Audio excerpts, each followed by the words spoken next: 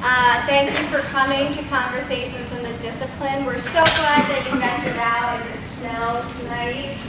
And we hope to have a really good, engaging conversation with you. So feel free, as the speakers are presenting, to take notes, because you're all diligent students, and to also write down questions that you might have for them, because once they all present, we'll have a question and answer session where the conversations will actually take place. So, and there are also cookies in the back. I'm sure you all saw them when you came in. Feel free to take 1 or 6, because last night we had a ton left over, so don't feel bad if you stuff them in your pockets and take them along with you. But please don't get up in the middle of the conversation. Wait until there's a break to get them. That would be okay because I was talking and one of my students just jumped up to get one. You're all good. Take as many as you want.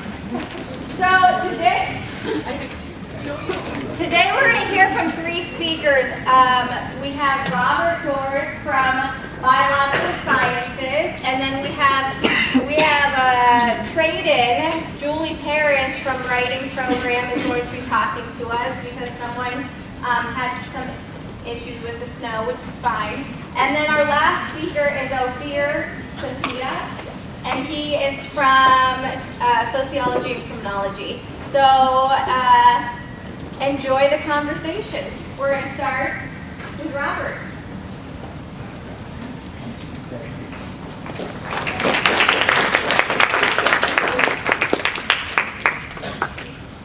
Well, thank you, I think. I'm not exactly sure if what I'm about to present to you is what they wanted. Okay, time out. Yeah, we're going to get this up here first. I'm going to turn the mic on. I forgot, sorry. And I will put this up.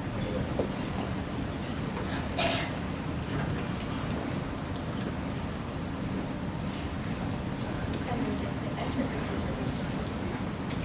Okay, time in. Okay, thank you. I'm from the Department of Biological Sciences, and the particular writing piece I chose to share with you is a review article. And review articles are a compilation of what's happened on some particular subject over some specific period of time with the intention of summarizing information in such a way that you can begin to see connections. Review articles should integrate a lot of information. There's a long tradition in the sciences for writing review articles. And so, in some cases, and I remember when I was a student, I would read review articles and I would feel like I could get more from the phone book than I would from these articles. Because yes, they regurgitated the literature, but there wasn't any sort of integration, because if you go back 30 or 40 years ago, scientists were supposed to speak the truth and deliver facts. Review articles are regurgitating or representing what has been done, and the next step is speculation. And that was discouraged. Fortunately, we're a bit more creative now. And so we are encouraged to put together articles that not only recapitulate what's happened, but maybe set the stage for what should be done next. So that's this particular article. Actually, this thing jumped ahead on me. Oh, okay, I see what it is. That's my article right there. It came out online this week, so this is something that I just recently wrote. Review articles need to have pictures in them that, like this, that are informative. It won't be for you because you don't study hormone receptor evolution, but actually for people who read this, they'll go, oh, okay, I see what's going on here. So a lot of what I'm trying to present is actually built around 7 figures that are in this particular article. Now, what I had shown on the screen, this particular review is incredibly important to me. It was written in 1977. And Robert Schweizer is talking about actually the system that I work on today. And Schweizer actually did speculate. He did make proposals about what should be done in the future. And naturally, the review got panned by a lot of the scientific community. But as a graduate student, I read that article, and I said, this is the stuff I want to work on. So my review actually is carrying forward ideas that Schweizer had proposed 36 years ago. So, what was my approach to writing this article? Well, first of all, I was recruited in April to do this particular assignment. This article is appearing in an electronic book. So, with the way that we've got the internet working, you can put out incredible pieces of information. There are 55 contributors in this particular project. And so I was invited to write, and I said, no, I don't want to do it. And the reasons were actually very well-founded. I had just written a review article a year previously on this topic, and I'm thinking, in a year, just what new has happened? So I went, nah, I don't want to do it. And I was also in the midst of writing 2 research papers that I thought could yield new information, but those papers took precedent. So I wrote to the editor and said, no, I won't do it. And what I got back was, Bob, if you don't do it, who will? You can write this section on the evolution of this particular hormone family, and no one else can. So that's message number 1. Editors always appeal to the ego of their authors. And PhDs have incredible egos that constantly need to be stroked. So, of course, I caved in. I said, oh, sure, no problem. So, yes, okay, I'm going to do this. And I agreed, but the desired deadline was September 30th of 2012. And of course, the latest deadline, because they do have deadlines here, was January 1st of this year. So, okay, my starting point was I drafted an outline, but I elected to focus on my papers on cartilaginous fish that I actually thought were more important, so I didn't write a word. Okay, well, it's September, August. In August, my 2 papers are finished. And I realized I have the middle part of this review article now. This is great. So I haven't written a word yet, but at least I have an idea. And I begin to make figures that I can build my story around, like the one that I showed you, these charts, so that I can begin to tell the story. So, September 3rd, I'm in a cab in Buenos Aires. I'm going to my hotel. I'm sharing it with a colleague, Professor Stacia Sauer, and we start talking about the research that we're doing, and she tells me about an incredible paper that's about to appear in our #1 journal, that's Nature. And it has to do with evolution. And as I listened to her, I said, that's the beginning of my paper. This is what I've been looking for. So that's great. Now I have an idea for the introduction. I make more figures. I haven't written a word yet. And I've also missed the first deadline. But the editor knew that no one was going to make the first deadline anyway, so this wasn't a problem. So, December 14th, 2013, I'm at the annual meeting of the American Society of Cell Biology, and I am introduced to the concept of constructive neutral evolution. And this was like it's like light came down. And I went, there you go. That's the ending to my paper. I now know what I need to write, and I started writing. And between the 15th and the 27th, I wrote 3 drafts, a little over 4,000 words. And the first draft was I need to get the important ideas for the 3 sections of my manuscript down. And each section internally has to be coordinated. I have to tell a story built around these figures. Then draft 2 was working now on sentence organization and making sure that I'm really telling a good story.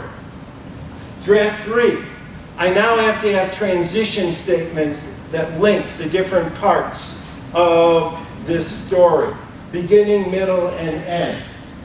And then, from the 27th to the 31st, I didn't look at the manuscript. When you've been writing and you are reading this over and over and over again, you begin to put in words that actually aren't there. You miss very simple typos because you think right through the sentence. So you have to divorce yourself from the enterprise and just give yourself a rest. So on the 31st, I started to do the final proofreading. On the 1st of January, before the Rose Bowl began, the manuscript is submitted. It actually was accepted just about 4 weeks later. And the reviewers really liked it, so that was cool. And I had more problems with the typesetting. To get those figures in the way I wanted them and to follow their archaic method for citing things took 3 drafts. And that's why the thing came out in April, and that's how I wrote my paper. Thank you.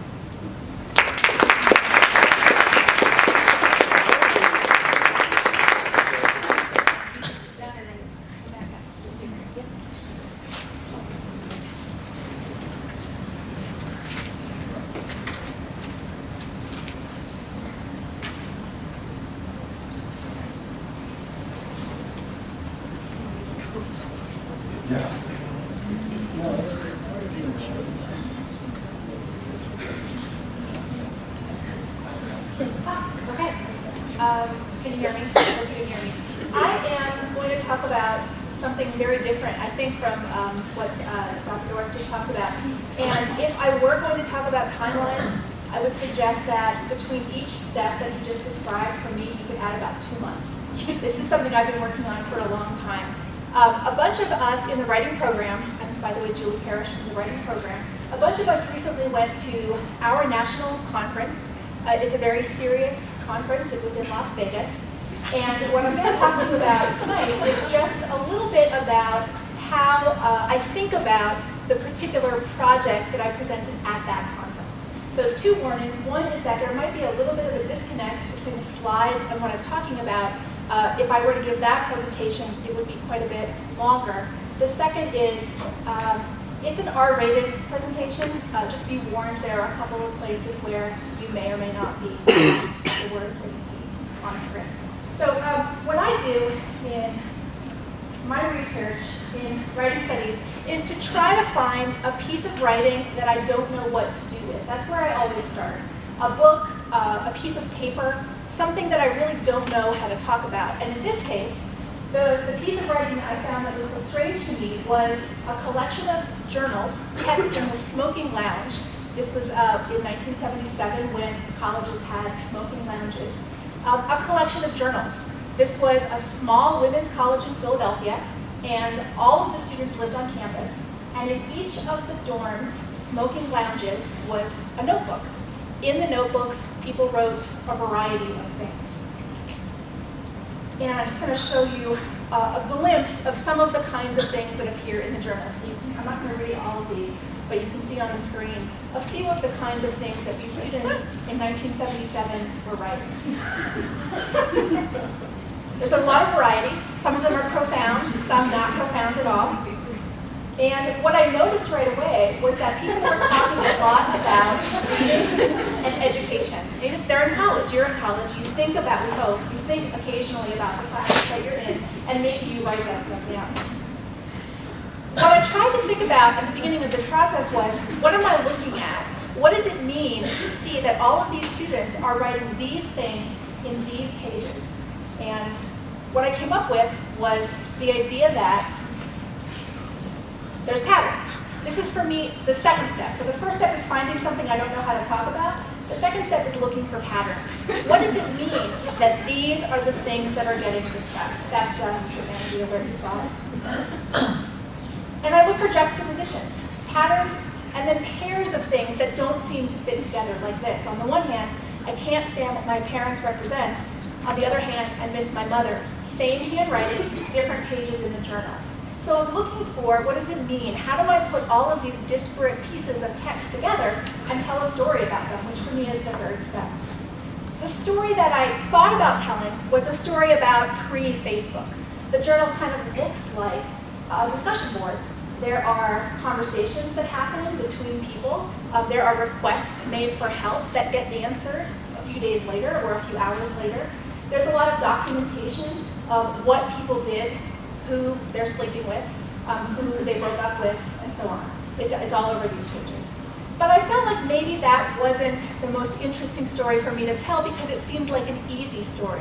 It's easy to make a comparison with Facebook because it's everywhere. So for me, step 4 is to try to find a slightly more hidden story. And that's what I did at this point.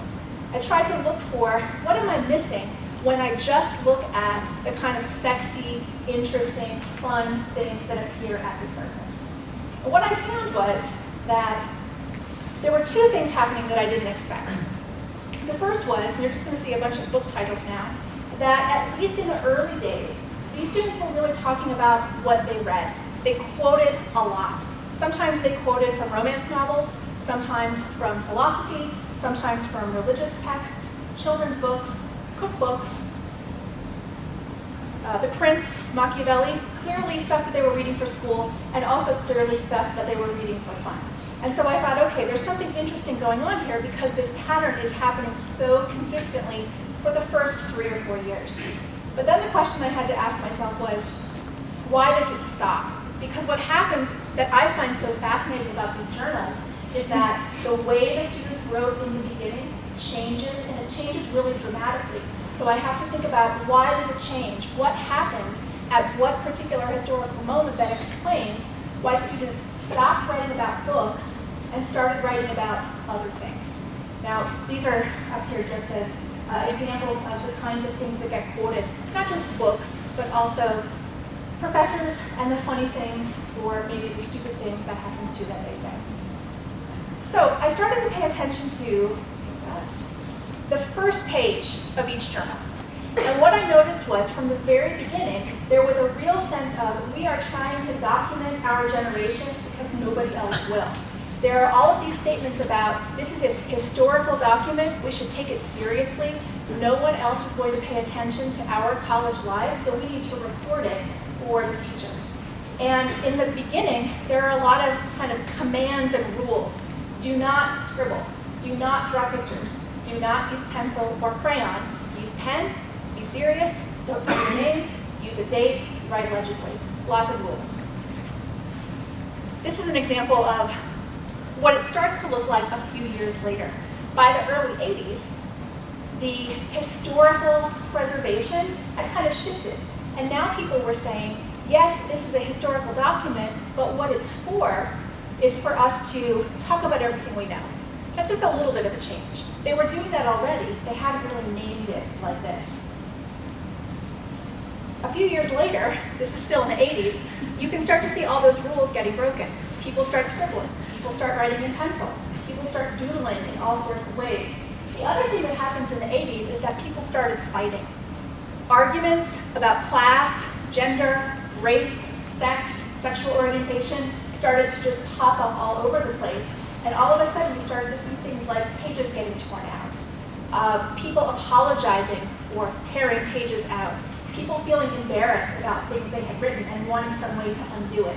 So it was a very different kind of writing that was happening. It's not so much now in the 80s about who are we, what's our generation. Now it's about who am I, how are you different from me, and let's work on that. Really different.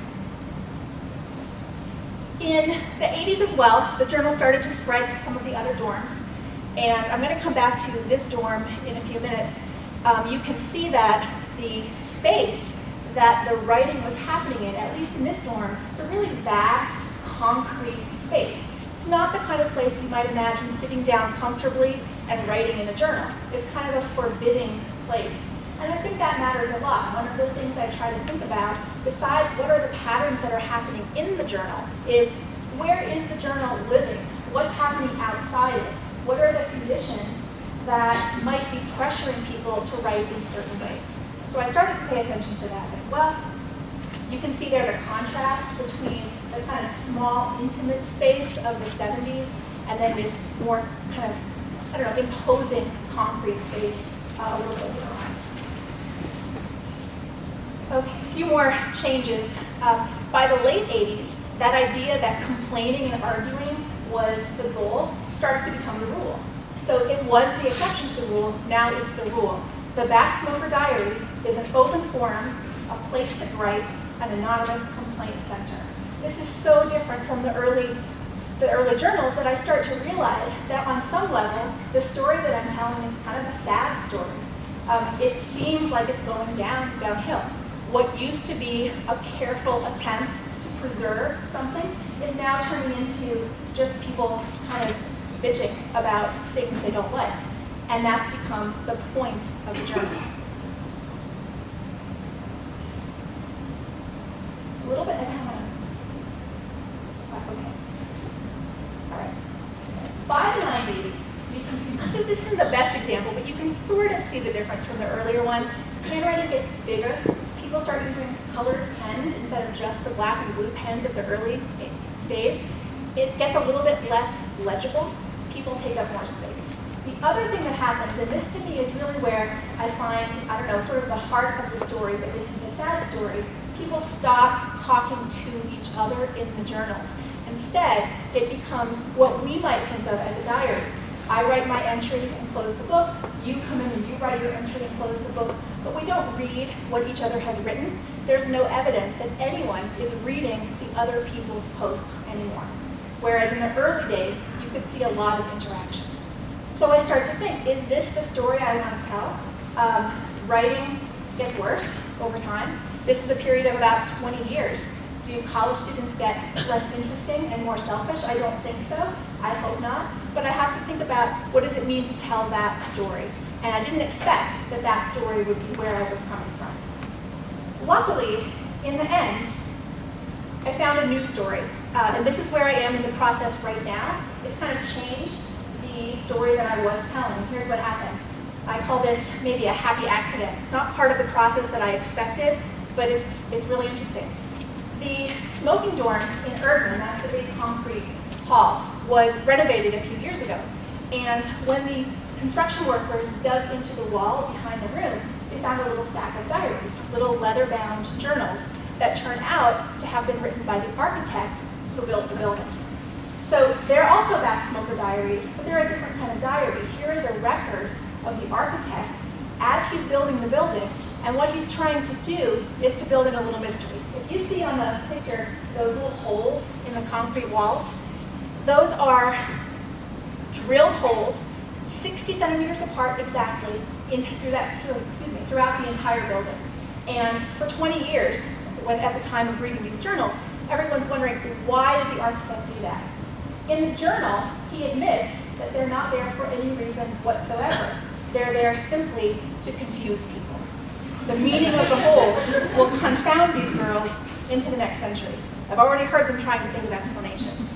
And for me, that's an interesting story too, because it's a story about looking at writing and not ultimately being able to be sure that you know what it means. And that's a good story to tell too. That's the story I ended up with. I'm going to keep trying to look for the other kind of story when I go back to this archive this summer. But for now, I think it's interesting to be able to say, it might mean what I think it means, and it might not. Okay, thanks.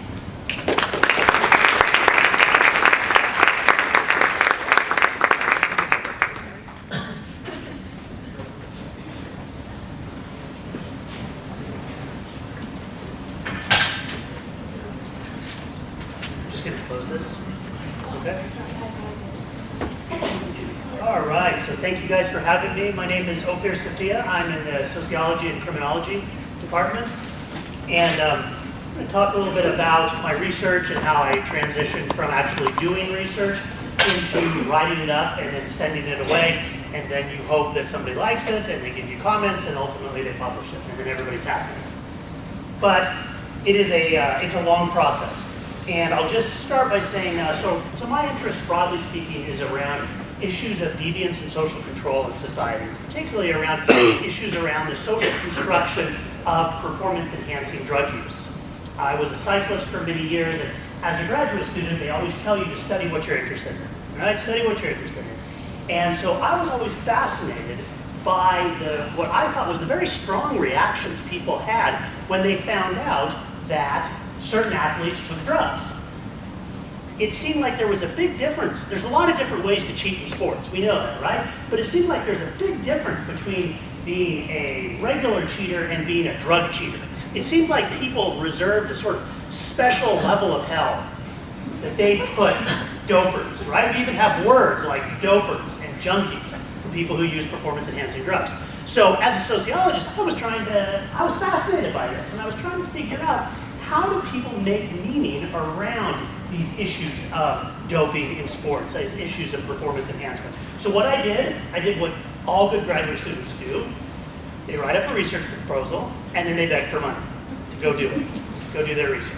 And I was able to convince some people to give me some money to go spend time living in Belgium and racing my bike with a Belgian cycling team. Because if you really want to understand people's understandings of things like drugs and deviance, you got to talk to them. You got to hang out with them. You can't hand them the survey and ask them to fill it out. You're not going to get very good information that way. But you might get better information if you actually hang out with these people and talk with them and live with them. So I had the opportunity to do all of these things. As part of research, this is called an ethnography. So an ethnography generally involves hanging out with, spending significant times, in my case, actually living with this cycling team and racing with this cycling team. So I spent a lot of time interviewing these guys, just simply talking with them, and then every night I wrote down field notes. And these were just my impressions of what was going on, my feelings, my experiences. So these field notes were just as important, really, as the interviews that I was conducting. And by being there, I was actually able to see what these people were talking about. They would tell me about experiences, but I was part of these experiences. So that was really helpful from a methodological standpoint to be able to cross-check what people say as opposed to what they actually do. Okay? So I was able to do that then for a number of months. And once I got back to the United States, then I was able to get folks to transcribe my interviews.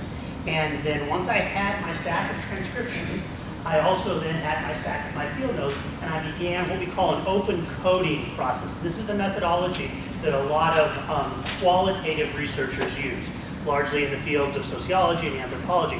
And this sort of open coding is a way that we use to try to draw out important themes, ideas, concepts from my interviews as well as from my field notes. So what we do in open coding was I actually go through line by line and try to find, again, reoccurring patterns, themes, meanings, concepts, and then I sort of slowly distill these into major issues and themes, so what emerges out of the literature. There's actually some software programs now that you can buy that allow you to do this.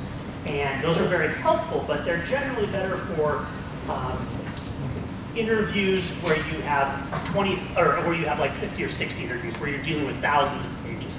In my experience, I didn't interview that many people, so it's much easier for me to just do it by hand, line by line. So it's this process of what we call constant comparison between these themes, trying to pick out important themes and ideas and concepts. So for example, one of the more recent research studies I was looking at was a media analysis of the way the media represented doping cases. So you guys have heard about Lance Armstrong, right? You might have heard about Lance Armstrong.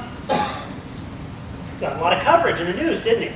What I was interested as a sociologist is I'm interested to figure out what is the nature of that coverage? What was the sort of language they used to explain what he did?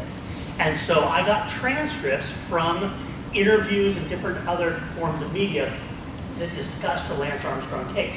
And what I found was that generally he presented himself in two ways, as either an excuse, what he did as an excuse, or as a justification, okay? And so all of the good quotes, I was able to pare down into examples of excuses for their behavior and justifications for their behavior. So again, it was through this constant comparison that I was able to do that. This process generally takes me anywhere from 3 to 6 months, okay? It depends on how many interviews you have, how much data you're working with. But once you get these constant comparisons and you've found the main themes that you want to put in your paper, you have to start writing your paper. And before I actually write the paper, I have my themes, I have my analysis. I'm constantly reading the literature. It is so important when you write as an academic to be very keenly aware of what your colleagues are writing. Know what is out there. So journals come out about 4 times a year, sometimes 6 times a year, depends on the field. You need to read those. So I'm always familiarizing myself with what are my colleagues doing. This helps me figure out how I want to write the paper. If somebody already wrote a paper that's very similar to mine, I'm saving myself 6 months and a lot of tears and blood and sweat and all that if this paper's already been written. So one of the things I would say to people who are writing for an academic audience is make sure you know what is the literature that's out there right now. So you don't just simply try to reproduce that. As well, I also, as most academics do, we go to conferences. We go to specific conferences based on our topic. So I go to sports and sociology of sport conferences, but I also go to criminology conferences. This gives me an opportunity to talk to people who are doing the work that I do. So again, so I don't repeat it. And also, this is where you get good ideas. So you might think you have the greatest idea in the world, but then you hear somebody else's idea, and that can put a whole different spin on your paper. So before I'm even writing these papers, I'm going to conferences, I'm talking to people, I'm reading the literature. Once I've done all that, then I start writing. I take that into consideration, I take into consideration what other people have done, and then I actually start writing. And when I say I start writing, what I actually mean is that I create an outline. I never just start writing. I create an outline. And that will take me weeks. We often tend to think of outlines as just something you quickly sketch out. I find for myself that the more time and effort I put into an outline, the more detail I put into an outline, the easier it is for me to simply fill it in. So I don't just start writing. I create an outline, and then it's a process of filling in that outline. A good outline gives you the avenues for writing a good paper. So I personally cannot stress enough the importance of creating a good outline. Okay? I also make sure to read, again, the journals that are out there and what they're publishing, because once I get an idea of where I need to get an idea of where I want to send this journal. If you just write a paper without an aim to what journal you want to send it to, who your audience is, you're making it a lot harder for yourself. Figure out what that journal wants. For you guys, that might mean figure out what your teacher wants. What do they expect of you? If there is a journal that you know really wants a good, solid 3 pages about methods, if you're going to send it to that, make sure that you do that. So again, the other thing I do is make sure I know who my audience is and what they expect of me and what they expect of me writing, okay? Academic writing, at least in my field in sociology, criminology, as I like to say, it's not a mystery novel. I'm not writing a mystery novel. There are very clear expectations. I don't try to be a creative writer. I try to simply write to the way the field writes.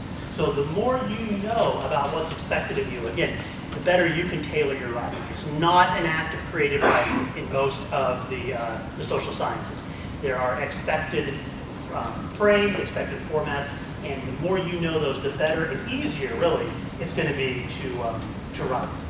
Once I have written the first draft of my paper, it doesn't go to the journal for submission.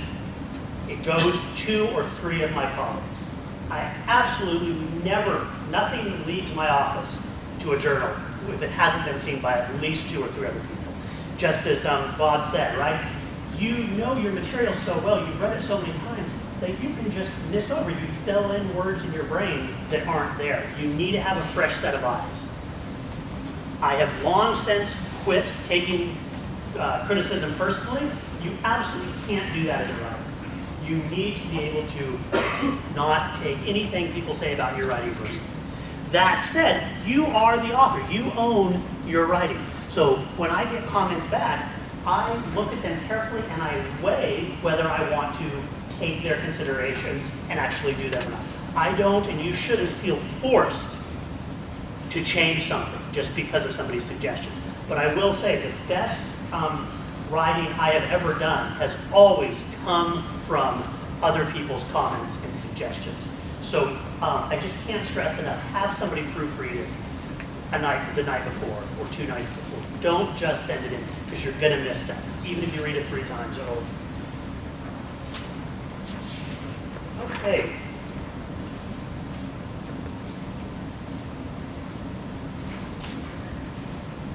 So I'll just close by saying that I'm always amazed by how my papers they turn out differently than I thought they would.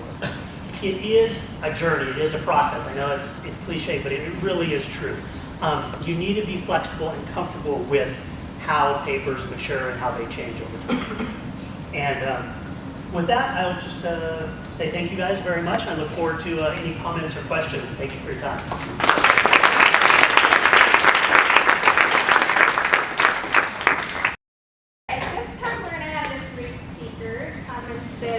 Front here on display so we can all see you, and we're gonna have time for questions and any sort of comments.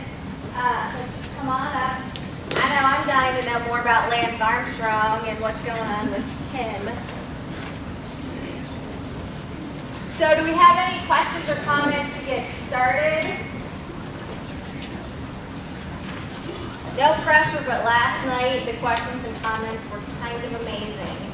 So give it up to those expectations and throw out some questions or comments. Anything?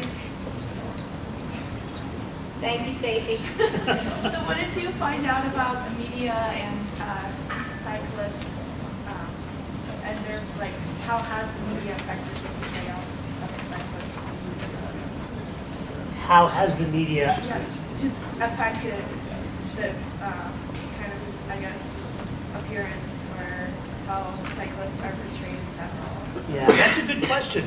In general, most of my research tends to find, unsurprisingly, that media is a commercial enterprise. They need to sell magazines, they need to sell newspapers.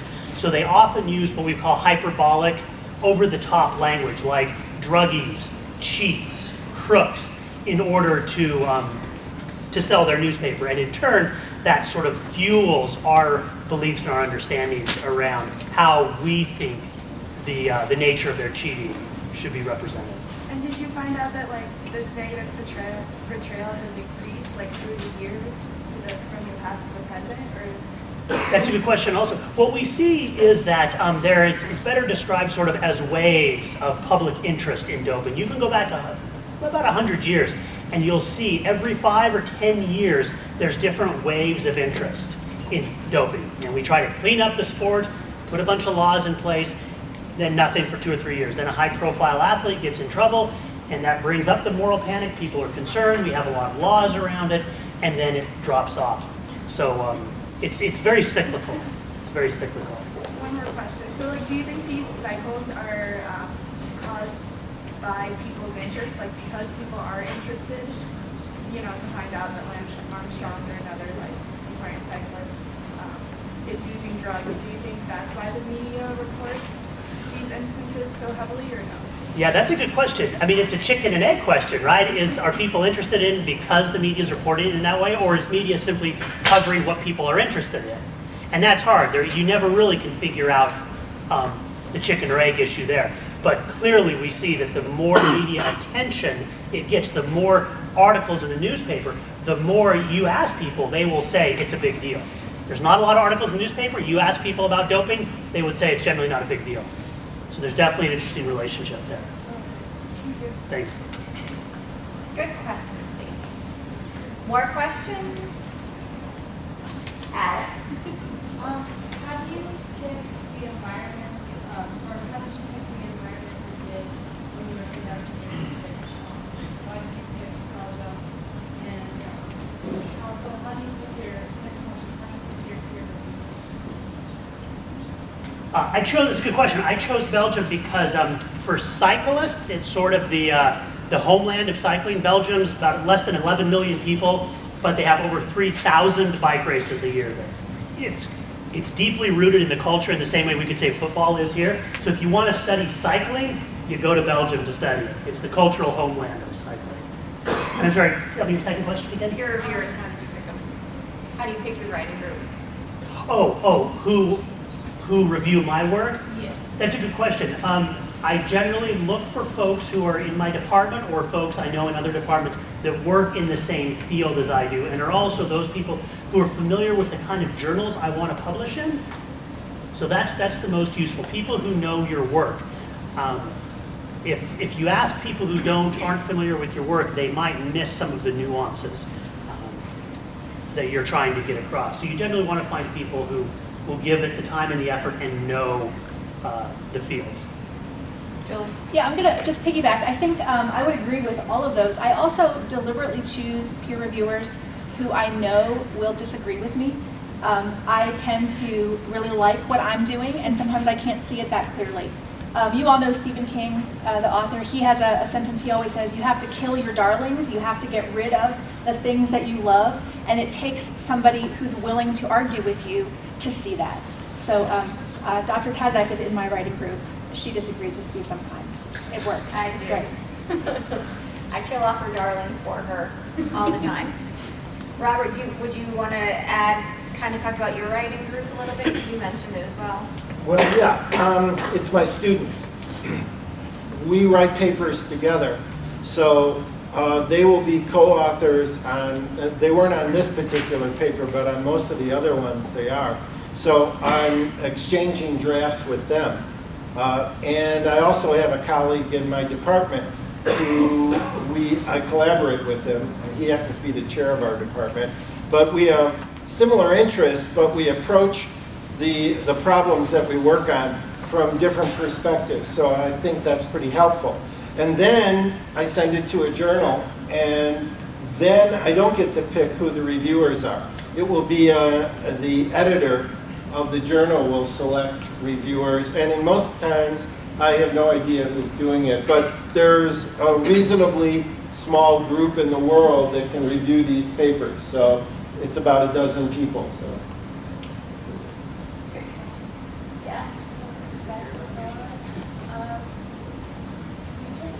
You just explained the timelines about writing an article, and what's the most important step in this timeline and why? Oh, sure. The most important step is writing the first sentence. I find that that's the hardest thing to get going. If I can, I'll write that sentence 10 times, and I'll rewrite it, and I'll come back another day and try to take it apart and go at it again. I'm writing about I'm writing about the evolution of hormone receptors. This is something that people may not get that excited about. Now I do, but they might not. So that opening sentence really has to have something in it that the reader says, okay, I'm going to continue. So that is critical. I also agree you have to start out with an outline. You have to have a basic plan of what you're going to do. I'm getting old and lazy, so I put stuff off for as long as I can, waiting for some inspiration. And then I'm mildly manic depressive. So when I get going, I just don't stop. I'll start writing at about 10:30 at night after the news, and I'll go till 1 in the morning. And then the next morning, I'll wake up and I'll look at what I wrote. And those are two really good writing times, late at night and in the morning. I have a cat. Cat wakes me up at 6 o'clock every day. So, I'm ready to go. But I think those are the things, the start. That's really critical. What would you guys say, because you both didn't go into as much detail with your process as much as Bob did, so you want to talk a little bit about your process? Yeah, I realized I didn't do that actually. I think for me, the trick is, the thing I need the most is an argument about what I'm writing about, but I almost never have an argument at the beginning. because I'm usually looking at this pile of journals or articles or texts and I don't really know what to do with them. So I think for me, the most important step is probably reading what other people do with stuff like this. So I might not be doing research on the exact same topic. I might be doing research on methods. Like when people look at a pile of historical documents, what do they do with them? And so for me, that's a really important part of the process. And I find outlines quite difficult actually to write. I often don't have one at the beginning. What I try to do is to do more of, I guess you'd call it an action outline as opposed to a topic outline, meaning I try to figure out what do I need to do in the paper as opposed to what am I going to say in the paper. And that's usually where I start. Journals are sort of predictable. There's a certain number of things that you know you're going to need to do. So I try to figure out what those things are first, and then after that, I kind of figure out where my content will fit. I would just say, I think this conversation really highlights how everybody writes differently, and there's not one way to write. Exact opposite, right? I write a little bit every single day. I am assiduous about always trying to write because I know that for me, writing is like it's like exercise. You just have to do it consistently to get good at it. Other people, they can put it off and then they just do it in bursts, and that works. It just depends on who you are, but you're not going to find out who you are unless you do it. And so for me, it's all about just being consistent about doing it every day. And again, just as you said, seeing what other people are writing about in this topic, that helps you figure out where your niche can be. Question? Melissa? So I think a lot of us in this room would agree that academic writing can sometimes be perceived as really boring and dry to read. And I've been seeing my students write a good story, tell a good story. I heard at least 2 of you talk about telling a story. And so while acknowledging that this isn't creative writing, how do you do that? How do you tell a good story? And what would you say to students trying to do that with the research they're doing? Yeah. The papers that I write are built around some hypothesis that we're testing. And so there's research that's actually done. We do some of it. In this review article, I'm actually sampling from what other people have done plus what our group has done, and then trying to integrate this all together. So I think it's making clear to the reader, this is an interesting question, and then laying out some clean writing that gets to the point. Now, it doesn't go, and it doesn't have to be very flowery. In fact, in scientific literature, they don't like 4-syllable words. So it has to be pretty clean, but it has to, you have to see some direction. So the system that I work on is a receptor that's on your adrenal glands, and you use it twice a day. And the irony is, you have a mutant receptor, all of you humans. You are carrying a mutant receptor. And it's only because it interacts with another protein that you're alive even. And that's the story that we're writing about. But I can talk about that story from the perspective of a rainbow trout. They have the same problem that you do. Or a shark, who doesn't have this problem. So once that comes out, then actually there's an audience that wants to hear more about this. Yeah, I will just say that as sociologists, we're sort of lucky because we get to study what a lot of people find interesting. Dopamine's interesting. Drugs are interesting, right? So we often have the opposite problem. We have to convince the audience that this is scientific research and that we use the scientific method, and this is not journalism, right? This is not what we call the sociology of duh. There is actually a scientific, empirical method behind what we do. And that's sometimes, I think, oftentimes, why many sociology journals might give the appearance of being dry, because we do have to lay out our methodology. We do have to lay out our theoretical orientation of the argument that we're making.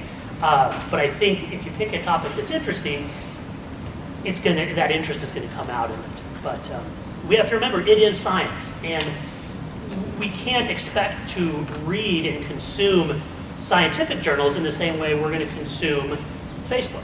I mean, they're different media, and we can't expect them to be the same. I do not do science, so this is maybe a different approach, but I think about stories, two layers of stories, and one is there's usually a story in the thing I'm looking at, and so I usually look for metaphors and images to see, is there already a story there? But in the story that I'm telling, if anybody here is an English major, sometimes people say, you know, in a good story, somebody has to change. So I think in the story that I'm telling, I need to produce a moment of change. And that means that something has to be affected, or someone has to care, but something has to be at stake, something has to happen. And that's what I try to keep in mind in the story that I tell, which is not a scientific story, so I have maybe a little more luxury to do that. Yeah. More questions, comments? Concerning the Backsmoker Diaries, what do you think, or are there any theories that you have concerning why the style of writing changed over the years? I do. It is something I'm still really working hard on because I don't have a lot of evidence yet for this theory, so that's the current stage of research. Writing instruction in this country has changed a lot over the same 20 years as the journal. So they went from 1977 to 1997, and in that same span of time, what happens in English classes in high schools and colleges changed really dramatically. And I think that there's a relationship there. So I'm not saying there's a cause and effect because teachers started assigning more personal writing, students started writing more personally. I'm not comfortable going there, but I think maybe there's a relationship between what's happening in classrooms and what's happening outside of classrooms. That's my theory right now. It may change. This is for Julie. But when you compose your studies, do you ever find yourself using like sociological frameworks to help decipher whatever you find? Oh, I don't know if Ogier would say that I do. I do what I think of as a modified form of content analysis. So it's not quite the formal open coding, but I do try to come up with a set of terms, themes, or patterns that I look for in the text. So that's a sort of a social science method, but I come from an English department and a humanities background, and so I usually start, it sounds sloppy, but it's only sloppy in the way the humanities are sloppy. I just read around a lot. And then I try to find patterns that I use to apply. I have, however, recently discovered some of the people who wrote the first diaries, so I'm trying to come up with an interview structure that allows me to get something meaningful from them, and that might be more of a social science framework. I don't know, does that answer your question? Yeah. Okay. Question? Yes. When you have sent your papers out for peer review and get back the feedback, what kind of feedback do you find most helpful? And mostly, where do you decide to begin your editing? How do you know where to begin your editing instead of restarting the paper? Exactly. Well, if my colleague says that what I've written is junk, that means I have to start over. But usually, he will challenge a position and say, what's the supporting arguments that will convince me that the point I've made in the article should stay the way it is. So it's going back and forth like that. When papers go out for peer review, then you're dealing with, you're supposed to be dealing with the dispassionate audience. But I think it was said, there are different journals that have different objectives. And you may send a perfectly good paper to a journal, and they'll go, you know, this doesn't fit what we normally publish. It's not covering the sort of topics that we do. And this perfectly, well, not perfectly, but very well-written paper will get rejected. And so then you have to consider whether, I have to consider whether I'm going to do a rewrite to fit the journal or if I'm going to go to another journal. Yeah, that's tough. I mean, that's, like I said, that's why it's so important, if you really want to get your stuff published, that you're very picky about who you send it to. Because peer review takes anywhere from, if you're lucky, a month to, it can be up to 6 months, at least in our discipline. And you can't send out a paper to anybody else. So they have sole ownership of that paper for those 6 months, right? So you need to be very careful that you're sending it to somebody who does, who's going to be interested in the stuff you do. If you're lucky enough to get a revise and resubmit back, then you have to make that decision about, is the 4 pages, single-spaced list of comments they give you that they want you to change, is that worth it? Because that's going to take you another 6 weeks. Or should you try to send it somewhere else with minimal revisions? Depends, and that's a decision that you have to make. But I personally, as a junior faculty, as somebody who needs to get published, they say jump, and generally I say how high. If you certainly can contest, and I have contested some of their comments, but you have to have a very strong argument to say why you didn't change it. I think the big, I'm sorry. No, please. No. So one of the biggest challenges that we have in the scientific literature is the level of technology that is currently available. So it's possible to delve into questions at a remarkable level and using some pretty elaborate techniques, which at some universities may be readily available or they might not be. And depending upon the journal that you're applying or sending your paper to, it may be that you just don't have the resources to do the paper the way they would like it done. And that's actually pretty disappointing because you may have just a great idea, but you don't have the extra $50,000 to do the X-ray crystallography work that some reviewer would really like to see. So you go, okay, I guess I'm done with that. Oh, I was just going to say really quickly, I find there's 2 questions I always have to ask after I get peer review back, and one is, do I want to do these things? And I feel like I can usually answer that question. The second, which is a much harder question, which is how do I do that? And I take it to my writing group, which is these 3 people right here, and I try to get someone else to help me to translate into what does it actually look like if I do this? And I feel like I need extra help for that stage. Concerning the Backsmoker diaries, have you noticed a difference between these specific entries and maybe entries in other journals? Are there any significant differences between them? It's an excellent question. I am in search of any similar archive, so I haven't found one. So I'm not aware of any other large group of college journals that I could compare with. So it's a great question that I can't answer right now. Yeah, that would be, you could do that article. Find an archive, yeah, there you go. For your honors. Questions, comments? I know I would like to hear a little bit more because my students, and there's many of you in here, I can see all of you just so you know. I would like you to talk a little bit about how you have this body of research in front of you, and you talk a lot about connections and themes and patterns. How do you start to find them when you have all of this information, you don't have time to read through all of it in detail? How do you start making connections across the research? And then when it seems like there aren't connections to be found, how do you start making them? A very practical answer to this, which I use when I do larger lit reviews. This will sound very, very simple. I use a grid, and I try to have a set of things I'm looking for in each article, and I have an actual literal like Microsoft Excel chart, and maybe I'm looking for the topic, and maybe it's the argument, and maybe a really interesting word, although that seems, that can actually be useful, maybe a disagreement, and I just try to fill in each cell for each article. And when I do that, automatically relationships are created. I can see everybody argues with the same person, which is true of something I'm writing right now. Or I can see nobody talks about this thing. So it's a very practical, simple answer, but it really works for me. Great. Yeah, that certainly makes sense.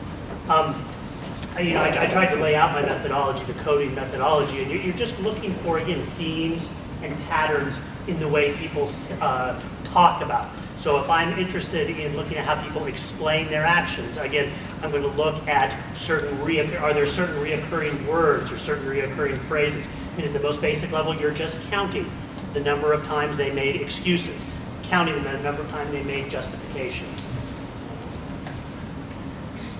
Yeah. When I'm going to write an original research paper where this is going to be new data, actually it starts with the design of the experiment.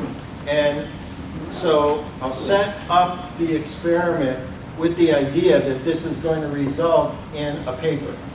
But I actually don't know what the outcome is going to be until I see the results of the experiments. And hopefully the experiments are going to give unambiguous answers and may reveal some things that we hadn't thought about. And that's how things will kind of progress. And there is the possibility that while the experimental design seemed good, the question really wasn't resolved. And in that case, that particular project is dead.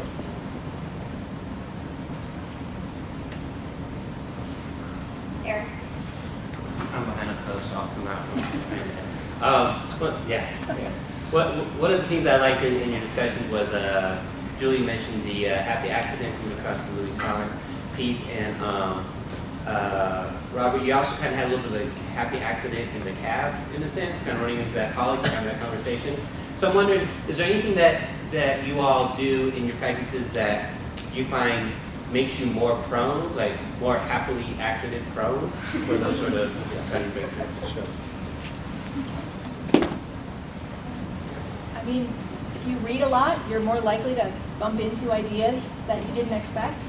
And I think if you walk around looking instead of looking, you're more likely to see things. And that sounds so simple, but I think it's a matter of just being alert, right? You're ready for the happy accident, and so you're going to see it. Yeah, and even more concretely, just if you're interested in studying people, you need to be around people. So you put yourself in positions where you can ask people questions. You can see how people operate, how they do the things that they do. So I will volunteer at a bike race. Any chance I get to ride with certain people, I'll go ride with them. I'll ask them questions. I'll hang out with them. I'll make myself useful. This is the way to absolutely optimize those serendipitous opportunities that you're going to get. But you've got to go out and do it. You've got to get out of your comfort zone, oftentimes in ethnography, and put yourself out there. It's been said you have to know the literature for your particular topic. So I know who is working in the area that I work in, and so I'll follow their papers. And now it's so easy to do that online. We're constantly getting announcements about papers that are coming out, and so I can keep up that way. But I'm also an editor-in-chief of an endocrinology journal. So in a given year, 500 manuscripts come across my desk. I don't look at every one of them. I have associate editors that will actually do most of that. But some of those articles, I am serving as the handling editor. So I'm reading those. And in our discipline, I just never grew up. I've always been learning. It's just the nature of things that the scientific community keeps evolving and new things are discovered. One of my areas is cell biology. I have relearned cell biology 3 times since 1968 when I was a first-year biology major. That's because the discipline has changed. New things came about. So you had to rethink what's going on. So, I mean, this is what we're paid to do. We are paid to observe and then make connections. And actually, it sounds crazy, but I'm always thinking about this stuff. And it's kind of just I like it. So it's actually enjoyable.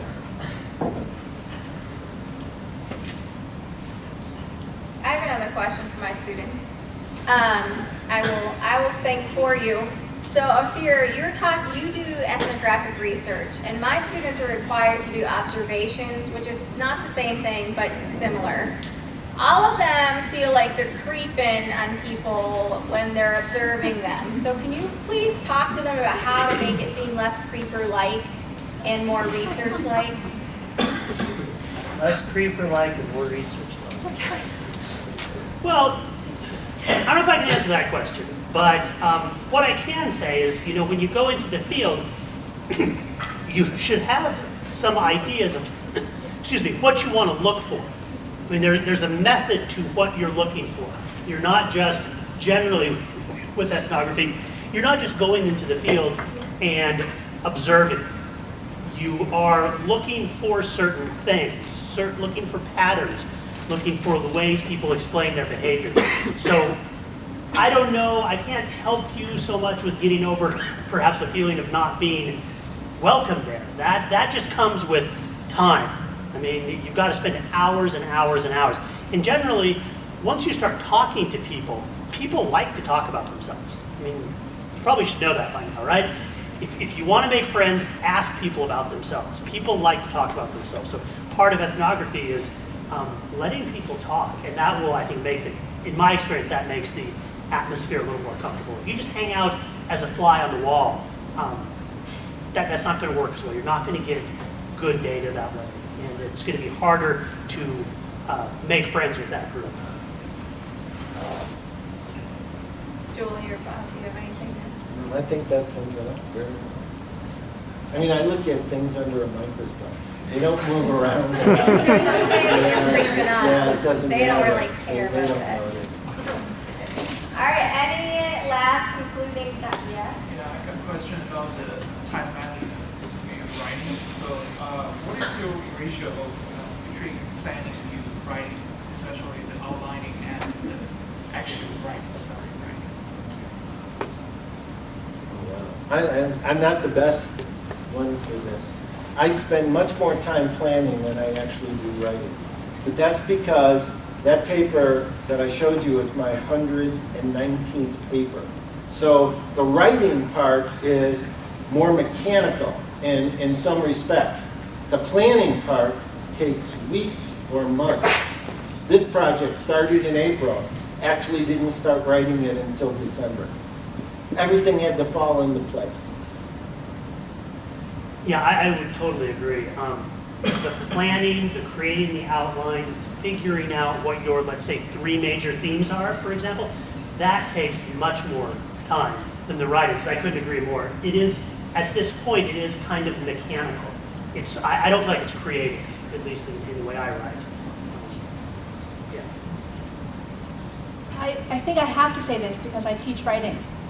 That's all writing to me. Everything that both of these gentlemen just said, all of the planning and the outlining, to me that's the writing. So for me, 100% is planning and 100% is writing, but that's also because as I'm doing the planning, I'm jotting everything down, everything I read, I'm trying to write notes on it, and I think that happens the whole way through. I will admit, the formal, actual putting all the paragraphs together maybe happens a little bit later, but I still think it's all writing. Everything is writing. Emily? So when we're writing as undergrads, in most of our classes there's a specific topic or a prompt that we're trying to answer. But if you're writing like a research that's totally just inquiry, how do you know when to stop and just start writing?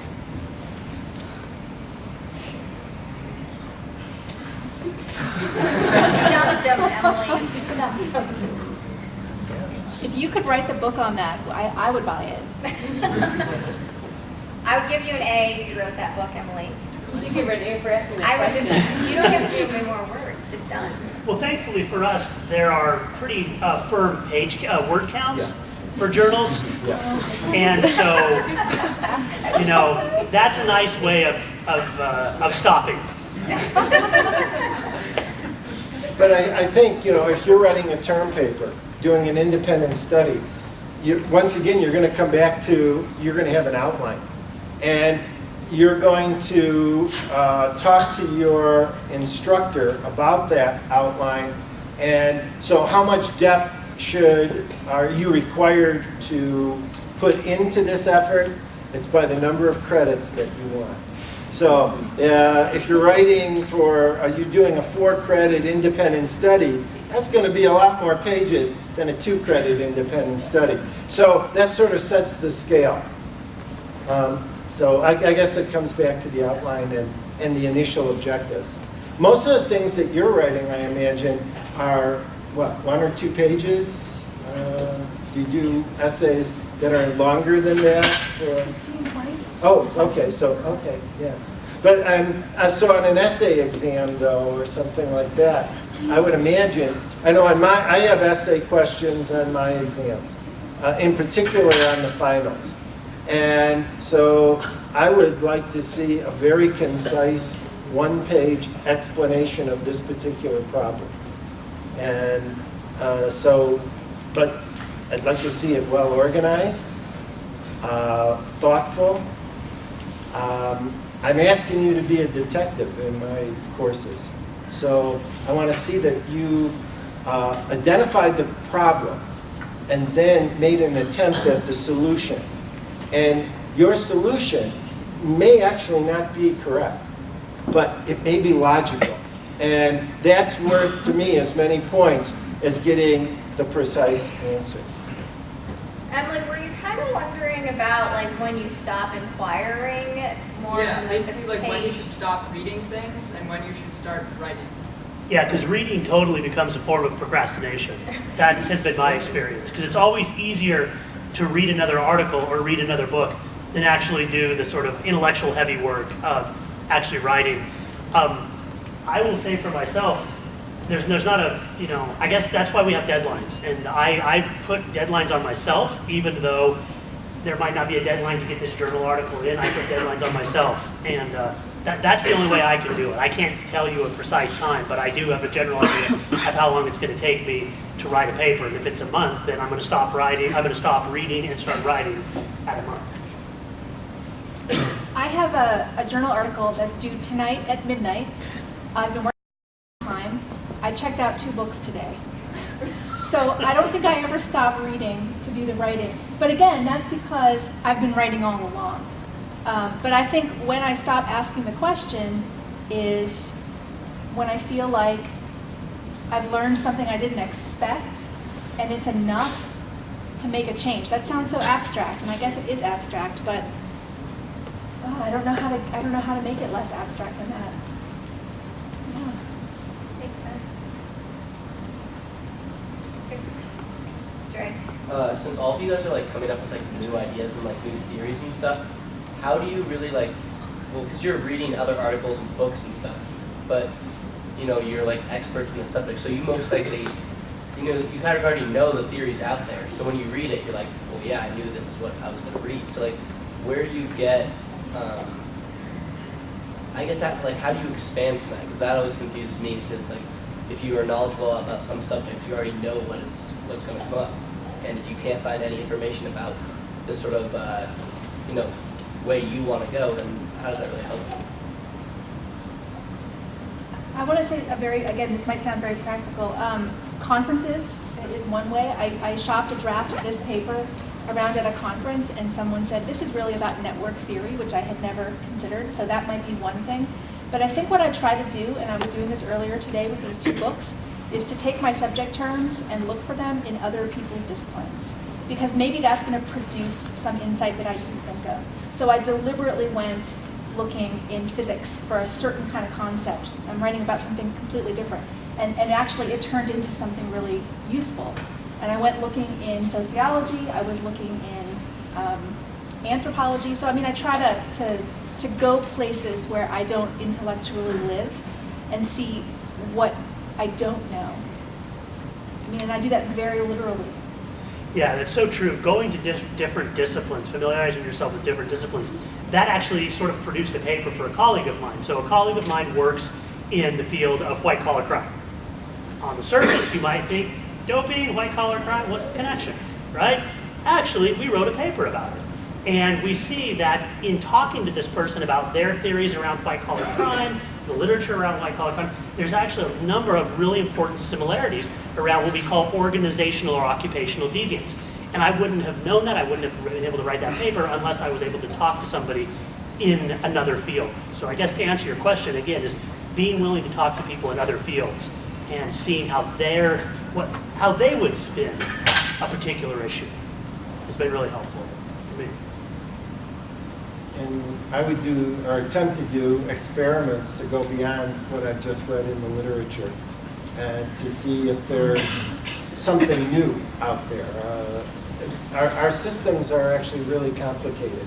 They appear very simple, but they have a lot of moving parts. So I think it's through experimentation that you can find new directions. Or you may hit bottlenecks, and that's just something you have to live with. Experimentations, I would say, and also comparison. We're always trying to compare new things. As sociologists, new things come up. Lance Armstrong, nobody was worried about Lance Armstrong's doping a year ago. But now that that's a topic, we can use that topic and see, well, how are the media representations of Lance different than media representations of Barry Bonds, right? You've got issues of different sports, you've got issues of certainly different race components, you've got different money components, all these different ways. So new topics are always coming up, and as sociologists, we can compare those to previous topics. How are they similar? How are they different? How has the culture changed? And that helps push the field along as well. All right, guys, I think you lived up to the expectations. You asked some really good questions. Join me in thanking our panel, please.